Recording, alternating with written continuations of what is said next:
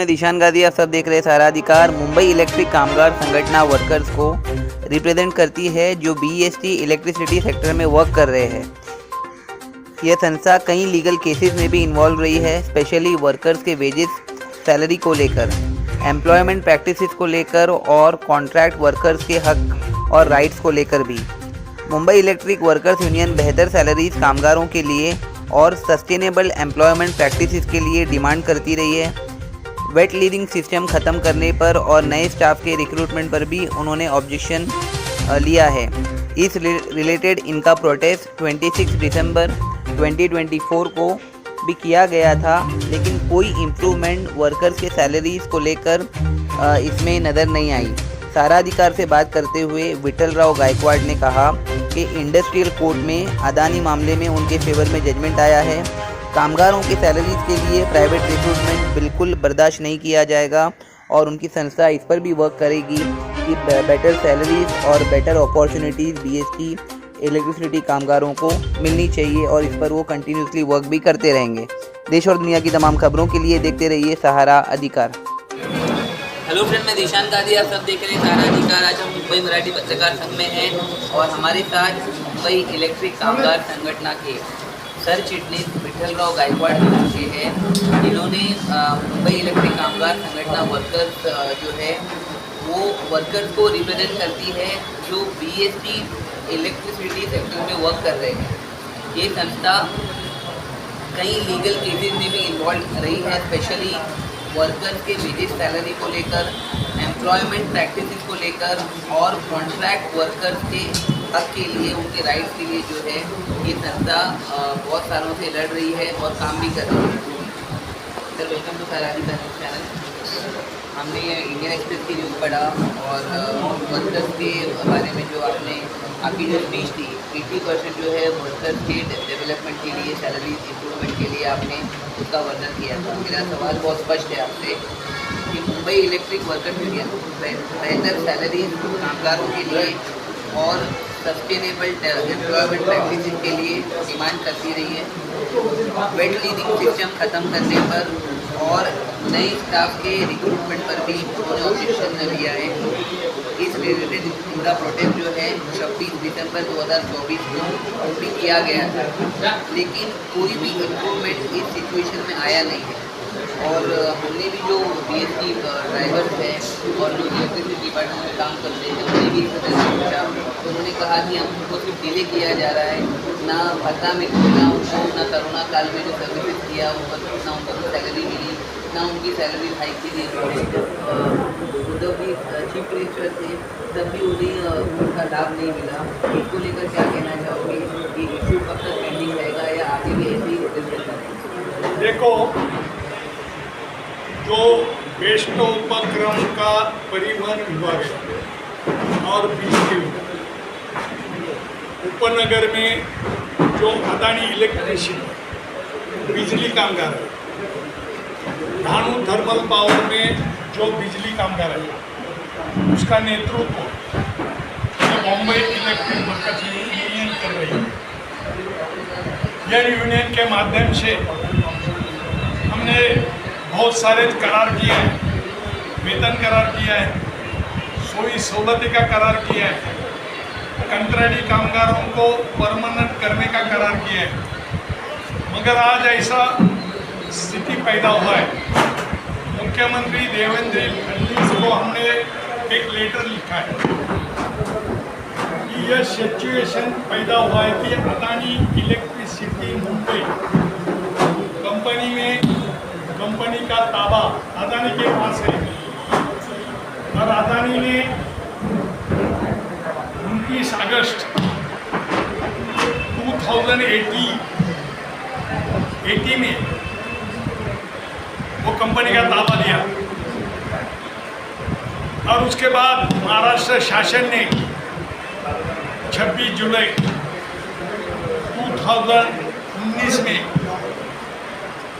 एक अधिसूचना निकाला और वो अधिसूचना के मुताबिक बृहन मुंबई का परिवहन विभाग और बृहन मुंबई का जो बिजली विभाग उद्योग है वो महाराष्ट्र औद्योगिक संबंध अधिनियम 1946 से निकाल दिया, रद्द किया। ये कायदा इनको लागू नहीं किया। इसीलिए बेस्ट प्रशासन और Adani electricity Mumbai company best प्रशासन 1 अप्रैल 2016 से कामगारों का डिमांड के ऊपर डिस्कस करके करार नहीं कर रही।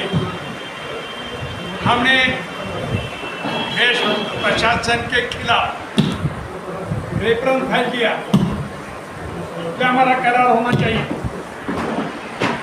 बेस्ट प्रशासन को बिजली धंधे से कितना फायदा मिल रहा है उसका पूरा ढांचा हमने औद्योगिक न्यायालय में सादर किया। तो आपका कहने का मतलब है कि जो बीएसटी प्रशासन में है कुछ तरफ ऑफिशियल प्रैक्टिस की वजह से जो डिजर्विंग वर्कर्स है देखो, बेस्ट प्रशासन बोल रहे हैं हमारे पास पैसा नहीं, हम हतबल है, करार नहीं कर सकते।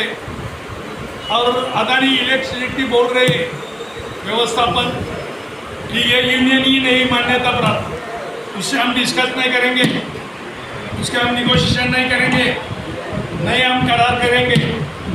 इसीलिए हमने औद्योगिक न्यायालय में जो उनका 1 जुलाई 2018 से चार्टर डिमांड पेंडिंग है उसके खिलाफ, अदानी के खिलाफ हमने केस फाइल किया।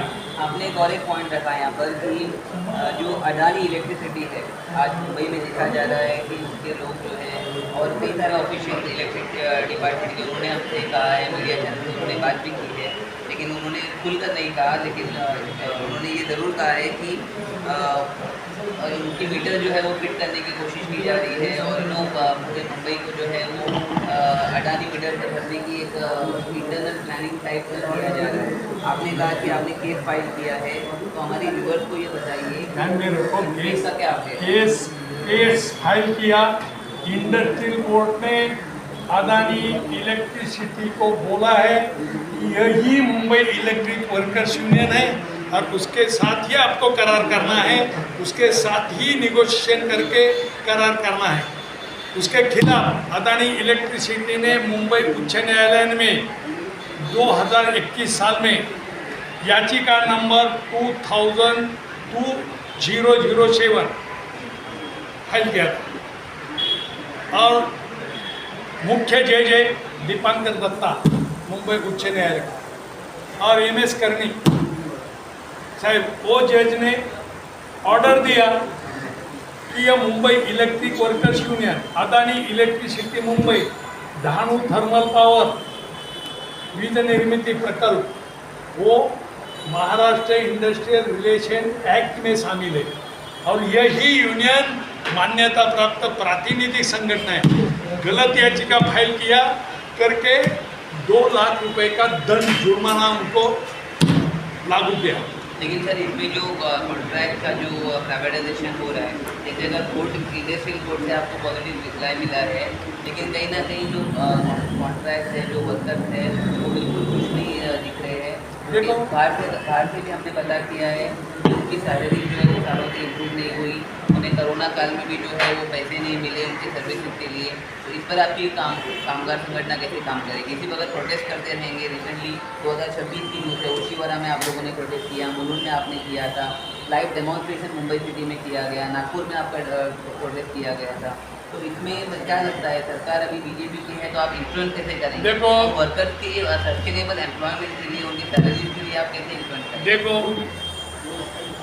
बीजेपी का सरकार है, मोदी प्राइम मिनिस्टर है, गृह मंत्री अमित शाह है, आप कैसे अदानी के साथ उनका गहरा संबंध है।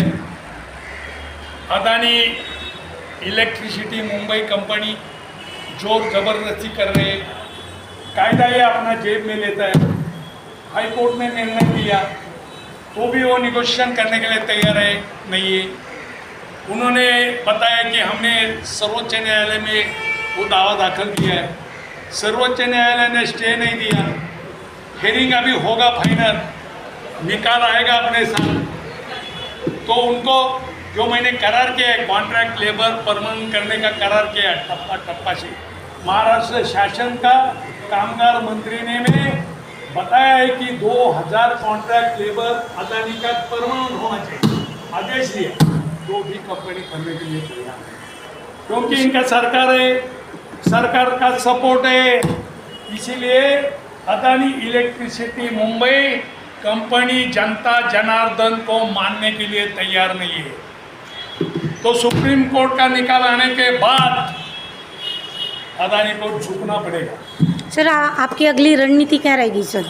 देखो हमारी रणनीति यही है, बीएसटी में अभी जो सोसाइटी का इलेक्शन है, हमारा परिवर्तन पैनल है, 3 कामगार संगठन इकट्ठे आके जो Mumbai electric workers union, best कामगार क्रांति संघ और बेस्ट कामगार संगठन, जो दावे विचारसरणी का लोग है, वो सब मेरे साथ है। और उन्होंने ऐलान किया है सब कामगार कर्मचारियों को, अधिकारियों को, कि यह सोसाइटी में हमारा परिवर्तन पैनल ही जीतना चाहिए, उसका निशान है ढाल तलवार। फ्रेंड ये थे विठलराव गायकवाड़, जो पीएमसी कामगार के वेजेस इम्प्रूवमेंट के लिए उन्होंने स्पेसिफाई किया कि Gautam Adani one of the most famous businessman of India, उनके अगेंस्ट भी इंडस्ट्रियल कोर्ट में इन्होंने केस किया था और इनके फेवर में याचिका हुई है। और उन कामगार संगठनों के वर्कर्स का भी कहना है कि आने वाले कल इलेक्शन होगा, उसमें इन्हें सपोर्ट रहेगा और ये जीतेंगे भी। और इन्होंने ये भी कमिट किया है कि उनकी वेजेस की और सैलरीज के इम्प्रूवमेंट के लिए जो है आगे काम चलता रहेगा। अब देखना ये है कि इसमें आगे किस तरीके का इम्प्रूवमेंट आता है। देश और दुनिया की तमाम खबरों के लिए देखते रहिए।